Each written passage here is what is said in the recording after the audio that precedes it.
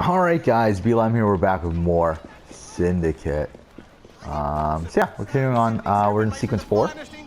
Let's do it. And we're doing the Jacob mission here. I did consider going ahead and doing sequence 8, but I don't know, I feel like there's a lot of risk of wasted time in doing that. Because we could end up doing, conquering the bureaus. I'm pretty sure we could do that now. But the problem with that is that right afterwards, it's like all the NPCs in this game look exactly the same. It really irritates me. Like, these are very similar character models to the like the female blighter and the other blighter. And this mission in general is just very similar to a mission that already happened in Unity. Like, it's very similar to that mission in Unity where you chase down the that doctor after like when he's trying to, the one that's like illegally selling whatever. I mean, it's very similar to that. That's why I always found weird about this, is that it's like it's a very similar mission because again, this guy is illegally selling the syrup thing, whatever. Fuck. It just seems strange to me that they did a very similar mission 2 games in a row. That'd be funny if it just came out of like the 2 teams never talking to each other and like they just didn't even know. Because I could see that being the case, knowing Ubisoft. And it's so funny how like it just seems like none of these people talk to each other. Like none of these people that are making Assassin's Creed games at the same time. It's like you would think that they would like really collaborate on what to do within each game, but it seems like, you know, like what they're adding to the lore and all that sort of stuff, but it seems like they don't.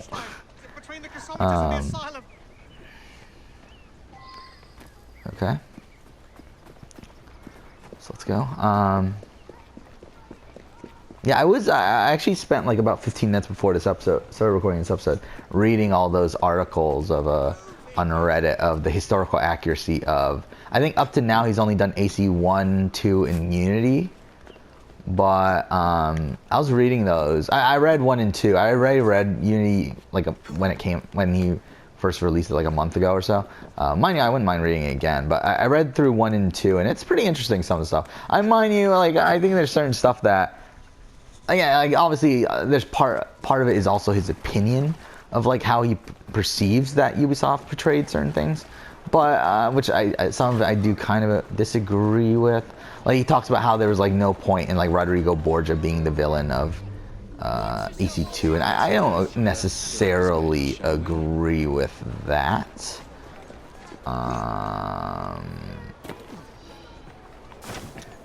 Even though I do agree with the point that obviously a lot of what makes Rodrigo, what makes the Borgias in general notorious doesn't happen until after, where is it? Oh wait, it's over there, shit. Ooh, fuck. Okay, so we have to kill that guy. I wasn't paying attention. Oh shit, wait, what the fuck? Oh, he's in a fucking cart now, okay. Well fuck, I wasn't paying attention. No, it's too far away now, shit. No, it won't let me hijack it. Alright, yeah, we really fucked that up, though. I should have, not done it that terribly. But, yeah, AC1, yeah, he also, talked about how many characters, like real-life characters there were in both games, which, kind of surprised me that in AC1 there were only 7? I could have sworn there were more than that. Mind you, I didn't think there were much more than that, but I did think that there were more than that. You know what? Screw it. We'll just steal it from him, right? There we go. So that should do it, right? So we loot killed him. The man in charge of the syrup distribution runs a fighting club at the foundry.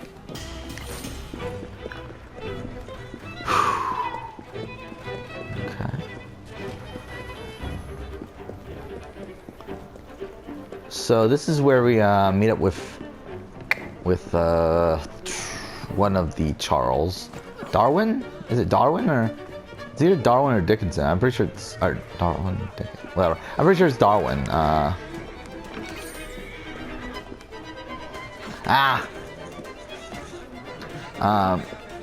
Yeah, AC1's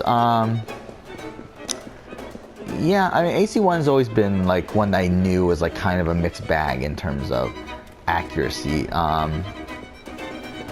Like it's weird too because they always promoted it as being like a historically accurate game. Like that's one probably the one that they promoted that fact the most, obviously, was how like historically accurate AC1 was when it never really was. Okay, so this is the Fight Club, I take it. Fuck. Well, who are we looking for? This was a terrible idea. Fuck.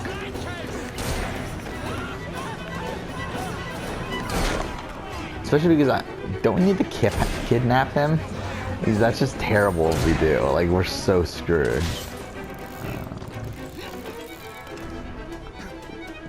Okay. Let's just wait here. Yeah, I mean, with AC1, yeah, nothing, I mean, like, again, I'm not too surprised with the historical inaccuracies. Like, I already knew about a lot of them. I don't think there's really anything he posted on there that was, like, too much of a surprise to me. Yeah, so we do have the kidnap, so that's going to be annoying. But we do have the intimidation skill, so at least there's that. But yeah, I really hate the kidnapping in this game. It really fucking irritates me. Like, it's, mainly because it's annoying, because it's like a... Like, obviously they have these stealth missions earlier. I mean, like in all these other Assassin's Creed games. But this is like taking it a step further, where you have to be stealthy to get to the person. And then you also have to be stealthy to get the person out of the area as well. Fuck. Alright, well this is going fantastically.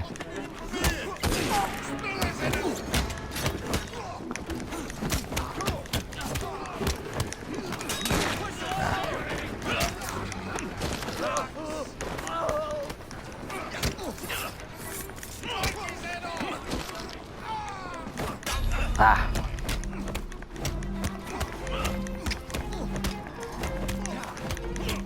If we can make it through this, that'll be pretty amazing. I'm not going to use medicine, though. I don't care enough to really do it, but that'll be cool if we do. Ah! Oh, wait. We survived it. Alright.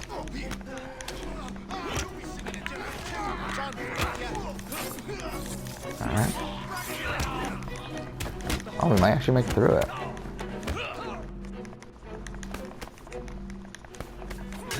No! Oh my god, that's annoying. Holy shit. Literally, like, we were right there.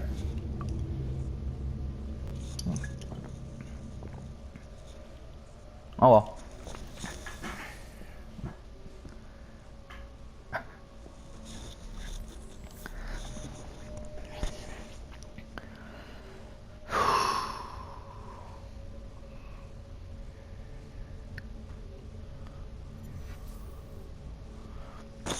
Okay, so I mean, yeah, I mean, I already knew a lot of the things, like a lot of the, like, even the minor things, like when they say Crusades and when they mention the Crusade within the anime, it's like that's historically inaccurate because they never actually called it the Crusade back then.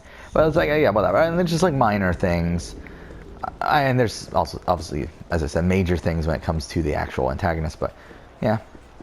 And then AC2 was interesting to read because I knew a lot of it, but I didn't know everything. Because like obviously I don't. Oh shit.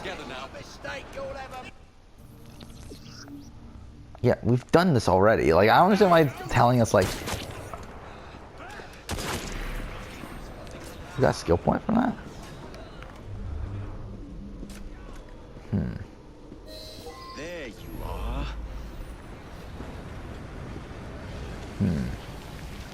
Shit, it's wrong button. So I mean, again, I guess like actually now playing this game again, I guess I can definitely see why people call this the greatest hits and stuff. Because again, there technically is like a very similar to a Brotherhood system here with the rooks. You know, again, I feel like like with this and Rogue, both games I did say that I could see being these sort of games. I feel like with both of these, I feel like they do it worse.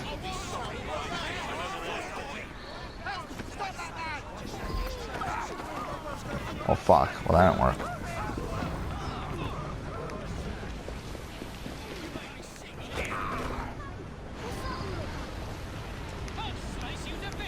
Where is the syrup made?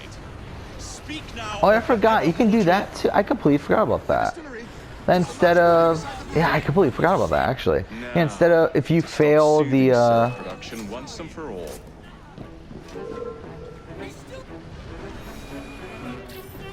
there we go. Yeah, I completely forgot about that. Yeah, if you fail the kidnapping part and they get away, I forgot you could just tackle them and that's the end anyway. Okay, wait, we got a new weapon. Let's go see what that is. It's this. Oh, we never switched to this with him. Let's switch to that first, and then, yeah, this just isn't as good. So we'll keep with that. Nothing else new. He's got 2 skill points now, so we can get 1. Should we go for health? I did talk about how whenever you have the opportunity to go for health, you should go for health, but I love how now I'm like considering not going for health.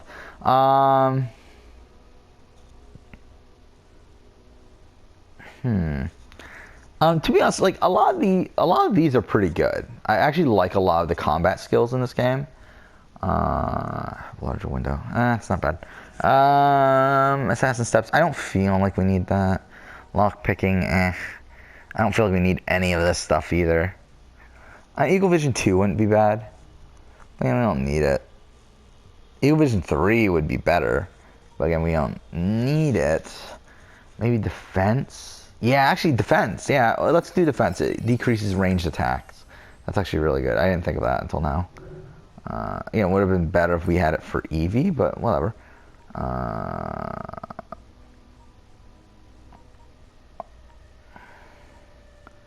Actually, why did I say that? That's not what I meant to say. I was like, I said that, and then like I was like thinking, wait, is that even anything close to what I meant to say? And I realized that, yeah. That's not anything close to what I meant to say. What I meant to say is, what is it?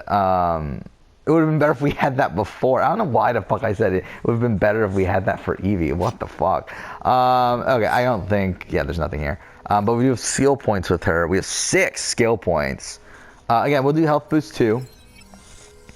And then we'll go ahead and do, oh wait, she's leveled up 3 now.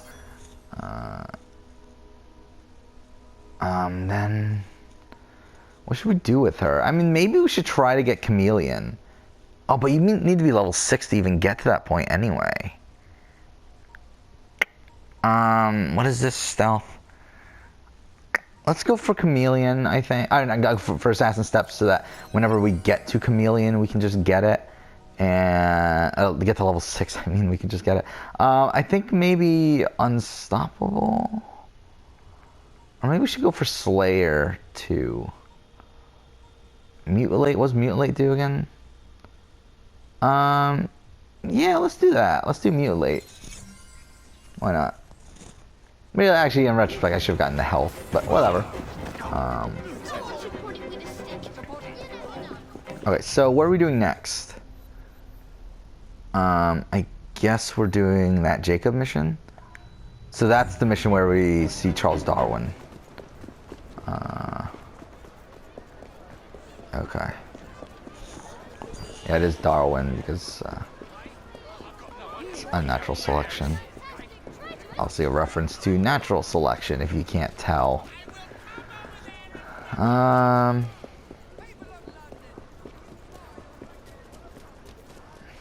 Should we do the viewpoint? No, no, think about it, no. We don't need it. And that is a good thing about this game, though. Viewpoints are definitely a lot easier, obviously, because you have the rope launcher. So it's like, I mean, it wouldn't take too much time out of the way if we did decide to do them. We're not going to, but it wouldn't take us too far out of the way.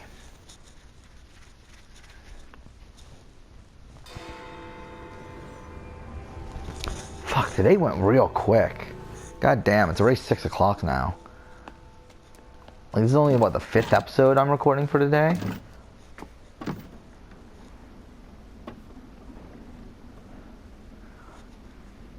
Yeah, I haven't updated my channel since the Unity Let's Play. I need to do that at some point. Like, I could have done it last night, I just completely forgot to. This will complicate things.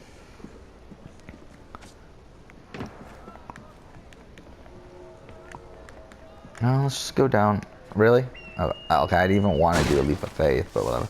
Oh yeah, that's also something to talk about. I mean, do I need to talk about whatever? So I guess it has been confirmed that Bailey was from Big Brother was pregnant, but she lost the baby, which is again it is sad. Even though again it wasn't planned anyway, but no, it is sad obviously that they were expecting to have a child, and obviously now they're not. Fuck. Okay. Yeah, to be honest, I mean, I think, obviously, like, her being pregnant during that entire final week she was in the house definitely, adds more perspective to what was going on for her right there. Because obviously she lost her complete fucking mind during that week. But again, like, at least now we know why, because obviously she found out, supposedly she found out about being pregnant, like, just like a couple, like, the day before that massive fight. So it's like, it makes sense why she was that insane during that time, but, yeah. You should not go about frightening respectable gentlemen, young man. I didn't realize snooping around was considered gentlemanly. Snooping? Sir, I assure you. Keep vigilant. Quick, inside. And again, like, why is Jacob worried of, like, 3 guards? That was too close. When we just, like, killed 5 or 6 or whatever just to get in here. You, young man, gave me quite a fright. I always found this part weird. But I realize now why you're here. Same reason I am, I imagine. I imagine? I found something, young man. I just realized there's no database in Origins, is there? I didn't realize they kept the database this long, actually. I forgot there was a database in Syndicate here. I knew there was one in Unity, but I forgot there was one in Syndicate. Which is kind of... Yeah, it makes it weird that there isn't one in Origins. But, and I don't think there's one in Odyssey either. But, I don't know, whatever. Devil's snare, as it is commonly called. That goes into the syrup. And opium, no less. Revolting. Absolutely sickening. I mean, I do think there's some people that are pretty disgusting on social media, though. Because I never liked Bailey. I shouldn't say that. I liked Bailey for the first couple weeks, actually. I think, like, she started to really come out as, like, being really hypocritical by, like, week 3 or 4.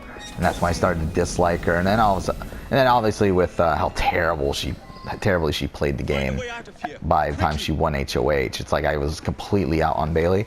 But some people are real shit, though. I mean, like, posting on her thing that, posting in the comments that, like, you deserve to lose the baby for what you did to Tyler and stuff. It's like, and again, I am one of the biggest Tyler supporters in terms of his game, but that's fucking ridiculous to be saying that. And again, like, I don't think Bailey voted. I think Bailey's one, like, is definitely. Fuck, I'm really messing up this statement. I think Bailey. Again, did not vote bitterly. I think Bailey 100% believed that Casey played the best game. And to be honest, I think she still believes Casey played the best game up until now. Again, like, who knows after she watches the season, figures out what really went on, but still, she still believes it. And, like, again, like, I'm not going to fault someone for voting for who they believe played the best game. Again, as long as they vote, like, for me, like, even though, like, they voted for the person who I do not believe played the best game, as long as they believe they played the best game, I'm not upset at it. Like, it's like, whatever, you're allowed to vote. I mean, at the end of the day, they're allowed to vote whatever fuck they want to vote anyway. But it's like, obviously, I respect a vote for someone. I've already talked about this before, how I respect a vote for someone more than a vote against someone. And from both a juror perspective and also from a game player perspective, in the sense that the winner of the season, like, I respect the winner more if that winner got votes for them, not against someone else. And again, I truly do believe that Bailey thought that Casey played the best game. Unlike someone like Scotty, where I do not believe Scotty thinks that Casey played the best game. That's why I'm irritated with Scotty.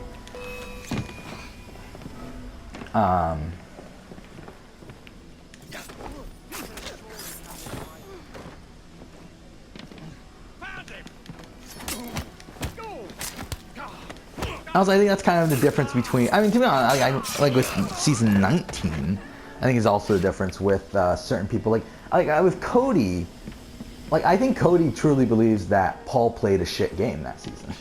Like as much as Cody, like I think he just, yeah, I think he legitimately, like I don't think he thinks Josh played a great game either, but I definitely don't think he, like I could see him argue that Josh played a better game than Paul. However, I do not think Mark and Elena and Jason and Alex believe that Josh played a better game than Paul.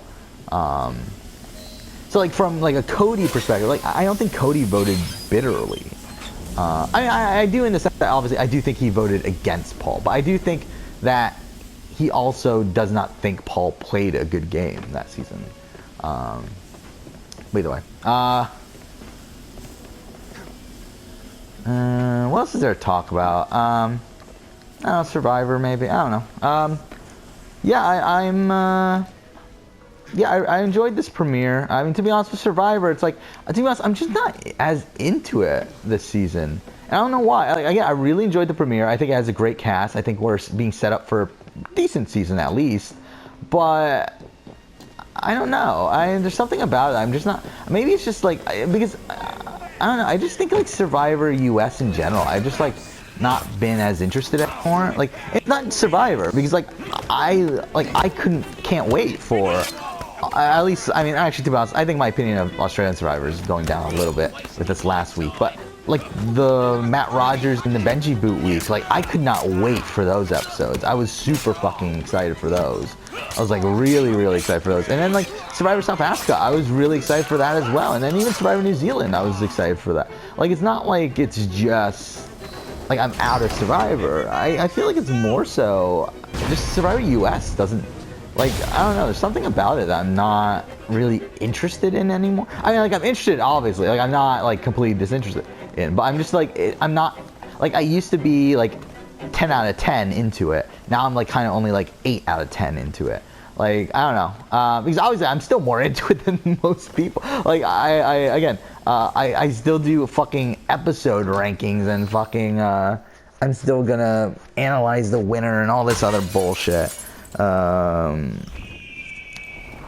I don't know, like, I mean, like, I really didn't pay attention to the pre-game press. Mind you, a lot of that because I was, like, really into Big Brother this season, so I was kind of spending all my time into that. Pleasure's all mine. While you were busy wreaking havoc, I found this. Oh. It indicates that a sample of every batch has been sent to Lambeth Asylum. I wonder if it's visiting hours. Don't be so hasty, Mr. Fry. But yeah, I think this season seems to be being set up pretty good. I think there's a lot. I don't think there's anyone that we can. I know that there's very few people that we can like say that have zero chance of winning. So there's that. I think like someone like Alec is not winning the game, but for some reasons, for like some outside of the game reasons, but even from inside the game reasons, I don't think he was really given anything in that premiere. There hasn't been a winner since what, Tina? That was literally given nothing in the premiere. The thing, Alec did get a confessional. Everyone got a confessional, but like his confessional was just nothing. Like it really like was a nothing confessional. So it's like I feel like again he's not winning the game. I think you got. I don't know. I think it's actually really tough with this season. I feel like. Oh, did we not get a skill point? Oh no, we got this right. We got a belt. That's what we got. Yeah, let's do that. Should we upgrade? Yeah, why not? Knowing my luck, we'll get another one next fucking mission or something. So can we do the assassination now? Oh, I guess not. Okay. Oh yeah, we need to. Okay, I know what that is. Wait, where's the? Oh, it's okay. We have to go on the train first to activate that. Okay. All right, let's go this way then. How far away is it? 600 away, almost. Oh, 550. But anyway, yeah, let's head over there. I was hoping to get a carriage to drive over there, but I don't know. But yeah, I mean, like with Survivor this season, I think there's a good amount of people that I would be rooting for. I think like with I'm trying to think of the Davids. Who are the Davids left? There's, I mean, okay, wait, Pat is gone, which I liked Pat. It's a shame that he's gone. I never thought he had a chance of really winning, but I thought he would have been a fun character. It's a shame he went out the way he did. Again, that must be such a devastating way to go out for. Because again, Pat's, I believe he was a fan, right? And he was he definitely really wanted to be there either way. So I think that was a shame. But then you got like, all right, going through the guys. I mean, the ones that we got left. We got Carl, who I think seems to be a pretty intelligent guy. Again, I didn't watch any preseason press, but from what I understand, he didn't come off super strategic or anything. But he seems pretty good. I mean, from what we've seen on the first episode, he seems to be into it and everything. So I mean, like, I don't know. I could see Carl winning the game based off the first episode. I think Davey is someone I could see winning the game. And to be honest, I regret not picking him for my winner pick. Because I think in retrospect, I mean, to be honest, it was always between Davey and Nick, and I kind of gave the edge to Nick because, I mean, again, I hadn't watched any previous season press or anything, and I really hadn't really thought about it, but I was like, okay, well, first, well, fuck, I know nothing about Davey outside of, he seems like somewhat athletic, sort of, oh, fuck off. Like, kind of like a nerdier version of Jeremy in a way. I mean, he's not as buff as Jeremy, but I seem like, the sense that I got is that his personality is very Jeremy-like. Like, where he's like kind of a jokey sort of, I don't know, sort of guy. I have told you before, sir, I had nothing to do with that anonymous article. And I love Jeremy. Jeremy's one of my favorite players ever, probably. I mean, like, again, a pretty highly ranked winner for me as well. I think I have him at like 7 or 8. I think somewhere around there. I don't remember anymore.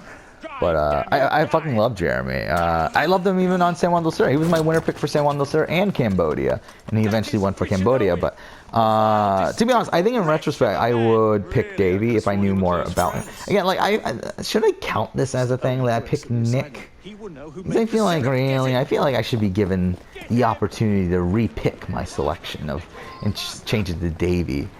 That was my first thought. But then I was like, well, I am probably more willing to put more money into Nick on the stock market, so like, why not give him,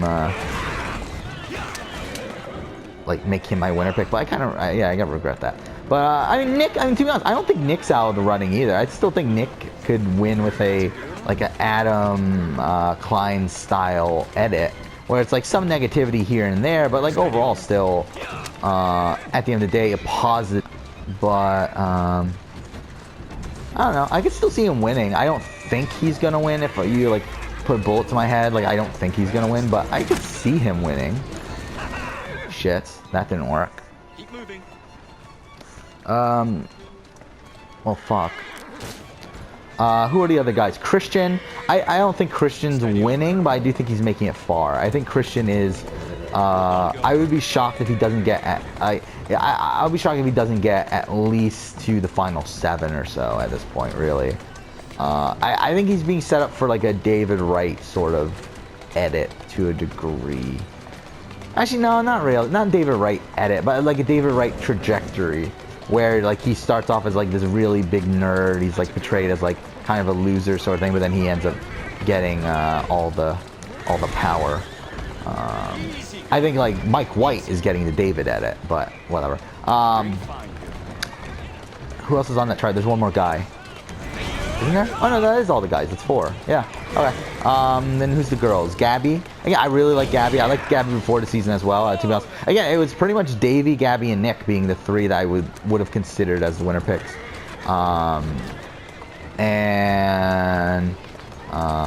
Yeah, I really like Gabby. I think she can win. I think, do I think she will win? Probably not, but I think she can win. So that's something. Then you've got, Jessica, who I think got a pretty good premiere considering her, the stuff that's happened out of the game. But I don't think she's winning, though I could see it happening. Like, I don't think it's out of the realm of possibility, but I don't think she's winning. And then you got B, right? B Wen, that's her name. B or Bai? I think it's B, right? I don't think B's winning. I was shocked at how high her stock was on the stock market. Her stock's like at $9 something. I didn't put any money into her because I had no faith that she would do well. And I still don't have any faith that she will do well. I mean, like, I think she could make it to the merge. I think that's about the best that she's gonna get. I mean, I don't think she's winning this game. But I don't know. We'll see. And then, why the fuck won't this guy die already, by the way? Why won't this carriage? Should we just shoot him? Oh, what the fuck? He turns around? Who else is there? Oh yeah, the two like weirdos, really. You got Lyrsa, who Lyrsa's not winning this game. I think Lyrsa's gonna end up being Sandra, if Sandra had gotten unlucky, and like actually went home early one of these times, like the way that Sandra should have gone home her first 2 seasons, or at least first season. I think 20 she was more well installated, but like in Pearl Islands, she was supposed to be the first boot. But yeah, I feel like I could see Lyrsa going home next episode or something. Okay, there we go. What the fuck? Wait, what? What? What the fuck is this? Why is it driving on its own? What? Who's driving it?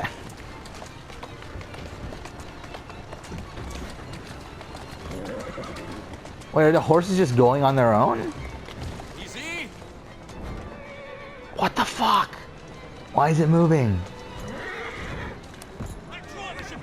No, what the fuck? This is so weird. Why is it moving? No, what the fuck? No. Oh my god, are you fucking serious? Are you fucking serious? Thank you. Oh my god, that was bullshit. Okay. Then again, this is gonna be another over 30-minute episode, which I think every episode we've done so far has been long, which kind of sucks because I don't like doing it that way. It kind of happened that way with Unity as well, but it is what it is, I guess. Because I don't want to just end it in the middle of a fucking mission. I feel like that's weird. I mean, I've done it before, but I don't like doing it.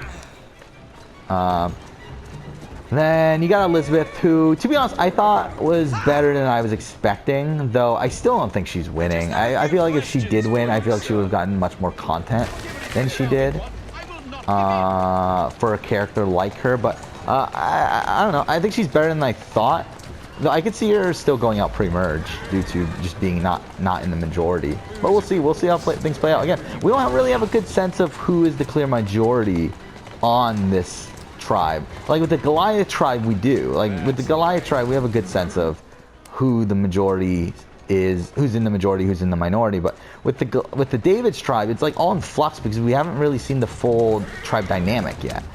Like we've seen dynamics between like 1 or 2, I mean 2 to 3 people, but we haven't seen dynamics between like the entire tribe. Like we haven't seen more than a group of 3, right? Come together. So I mean, it'll be interesting. Soothing syrup. Fuck. Soothing syrup? Why would a scientist have any interest in panaceas? I wager your life, Mr. Owen, that you know something. But then going to the Goliath tribe, I guess I might as well continue talking about this since it doesn't seem like we're ending the episode soon. Alright, let's think of the guys. There's John. I really like John. It does seem like he's not nestled in the majority right now, but I don't think he's going home anytime soon. I really like him. I think he has a shot of winning, though I think a very small shot. But I do think he could. I think he's making the merge at least. I don't see him going home before that. Then you got Mike White, who I could see Mike White going home really early, but to be honest, I don't think he is. I feel like with the edit he's getting, it's not really like he's gonna go home soon edit. It's more so like it's like a mix of a Stephen Fishback and a David Wright sort of edit. So I do think he'll make it at least to the merge. We'll see where it plays out from there, but I don't think he's going home right away. But I don't think he's winning either. Like I don't think they would show a winner like the way they showed Mike White here. And then you got Jeremy, who I like Jeremy. The problem with Jeremy, I feel like, is that there's been a lot of spoilerish stuff that makes me think that he doesn't win. That makes me think he doesn't make it far and he doesn't really care enough about the actual game. Well, who knows? I mean, like, the way he came off on the episode was fine. But there's been these other, like, rumors or spoilers, whatever stuff that I don't feel super confident in him. And I'm glad I didn't, like, go all... I was thinking about doing Jeremy as my winner pick, but I just didn't know anything about Jeremy. Like, I was thinking about making Jeremy my winner pick solely just based off the look. And also, he was a black guy named Jeremy, much like Jeremy Collins. So I was like thinking, hey, should I pick him? But I was like, no, I know nothing about him. Like, I don't even know what the fuck his job is, right? I don't know why he's on the Goliath tribe. So, like, I literally knew nothing about him. So it's like, I'm not gonna pick him then. Like, at least Jeremy, like, I mean, Jeremy I picked for very specific reasons in San Juan del Sur. Obviously, he was a super fan. He was, a guy that I could see playing a Boston Rob type game. We might as well fast travel since I'm still talking. Okay. Like, again, he's just a really intelligent guy. But it is a job known for, like, loyalty and whatever, like that sort of thing, like honorable sort of mentality, which I think adding that with the fact that he is super strategic and everything, I think that was a great combination. And yeah, I mean, it worked out okay in San Juan del Sur, but it worked out really well in Cambodia, obviously. So yeah, I really like Jeremy as a player. I think if he comes back for an all-winner season, I think he does well again. I don't think there's... I mean, mind you, I do think he does well until the merge. I think once the merge comes, I think he could definitely be in trouble. That is, unless he's somehow able to do a meat shield strategy again. But I feel like he's definitely going to be... I think, and supposedly Jeff Probst, there's not going to be an all-winner season. Which I think is disappointing if it is true. To be honest, he did say that, there's only 10... what did he say? There's only 10 compelling winners. It's like, what the fuck are you talking about? Like, 10... I can name, like... I think there's, 10 compelling winners out of the top 15... out of the first 15 winners. I mean, you got Rich, you got Tina. I guess you could skip out on Ethan and Vesepia. And I guess you could say Brian, because obviously we know Jeff Probst doesn't like Brian Heidick. And then, I mean, I guess Jenna is also a debatable one. But then you got Sarah. You got Sandra. You got, again, skip Amber. Okay, maybe there isn't 10 in the first 15. But I mean, like, I think in the grand scheme of things, I think there's a good amount of winners there that I would want to come back just for any random season, not even just an all-winner season. But, again, we're already going over. I might as well just talk about it now because it's just kind of weird just to start talking about in the next episode. But again, I think you got Rich Hatch. These are the people that I think are, like, compelling on their own, don't really need to be on, it could be on any season, not just an all-winner season. You got Rich, Tina.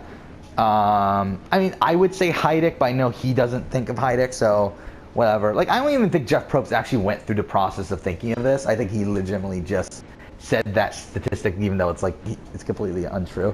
Again, I'm thinking of this from Jeff Probst's perspective. You got Sandra, who I do think he'll agree. And to be honest, Jeff Probst might even think that fucking Amber's a compelling winner. Who the fuck knows, considering he's in love with Boston Rob so much. Obviously, he doesn't think Chris. He thinks Tom, but again, Tom won't play again. So, I mean, that's kind of the issue there. So, I mean, I guess it's only 3 out of the first 10. So, I mean, I guess that's not a great statistic there. But Danny Boatwright, I think, is one that... I mean, the thing about Danny Boatwright is that I think she is one of the people that only come back in an all-winner season. Both from her saying that she only wants to come back in an all-winner season, and also I think production would only want her back in an all-winner season. But then again, I mean, she was in casting for Game Changers, so who knows? Aris, I guess no. Yule, I think Yule is... but then again, does Jeff Probst consider him compelling? Obviously, Jeff Probst called him one of the best strategic players of all time, but I don't think he's going to find him super compelling. So, I mean, I guess the more we go through this, I guess really, from Jeff Probst's I think he's actually probably accurate. Because then again, you got Earl and Todd, who I don't know if Jeff Probst actually likes. Again, like, Todd hasn't ever been in the casting process to come back for some reason. And then Earl was in the casting process recently, so it's like I'm hoping he would come back eventually, but we'll see. Parvati, obviously, I mean, he would include Parvati. So where are we at? We're at 5 right now. I'm including Earl in that, so that's why I'm putting it 5. But even then, like, even if we take out Earl, I guess 4. Parvati. Bob, obviously, no. JT, I think that's 5. Natalie, no. Sandra again. Fabio, no. I do think Fabio would come back if they did an all-winner season, but I don't think this is one of the people that Jeff Probst... Basically, I think like the people that I'm listing now are like the people that I think Jeff Probst would want to do an all-winner season for. Again, Boston Rob, definitely. So 6. Sophie, no, but again, I think she would be on the cast. Kim Spradlin, no. Again, I think she would be on the cast if they can get her, but again, I don't think he's one of the people that he feels like they need to do this season for. Denise, probably not. Cochran, yes, obviously, 7. Tyson, I mean, I think he's got to think Tyson's compelling, right? So I think 8. Tony, obviously 9. Natalie, 10. I do think he likes Natalie. Mike Holloway, 11. So I mean, it's already above the 10. But again, yeah, I think for him, it's definitely like it's not as many people as like the public, like, as the super fans like to think. Because I mean, like really, I would love any of these like 20 out of these 37 or 36 winners to come back. But I think from Jeff Probst's position, like he definitely only thinks that a certain amount of them should come back. Like he doesn't think that. Obviously, like people would love to see like someone like Vesepia come back, but Jeff Probst doesn't. And same thing with like Brian Heidick, but Jeff Probst doesn't want that. And same thing like Chris Doherty or any of these other winners. I mean, like any of these like sort of like underrated sort of winners. I mean, Jeff Probst doesn't want to see them back, even though the fans would. But again, all right, moving on. So yeah, we had 11 out of 30. Jeremy, I do think is 1, so that's 12. Michelle, no. Adam, maybe? I don't know. I don't know what Jeff Probst's position on Adam is after that season. Like, I know what his position on him during the season was, but I don't know how he thinks of him now. Then you got Sarah Lucina. I think that's probably a no. Ben, I think, is 1, so that's 13. And then the final one is Wendell, which I think is 1, so 14. So yeah, I think there's 14 people there. Problem with that is that something I noticed is that they're almost all male. I actually think the only female there was Sandra, Tina, and even Tina's a debatable one. But yeah, Sandra, Tina, and Parvati. I think we're the only 3 females, ironically. But yeah, we're done. Next episode we'll continue on. I just wanted to talk about that. But thanks for watching.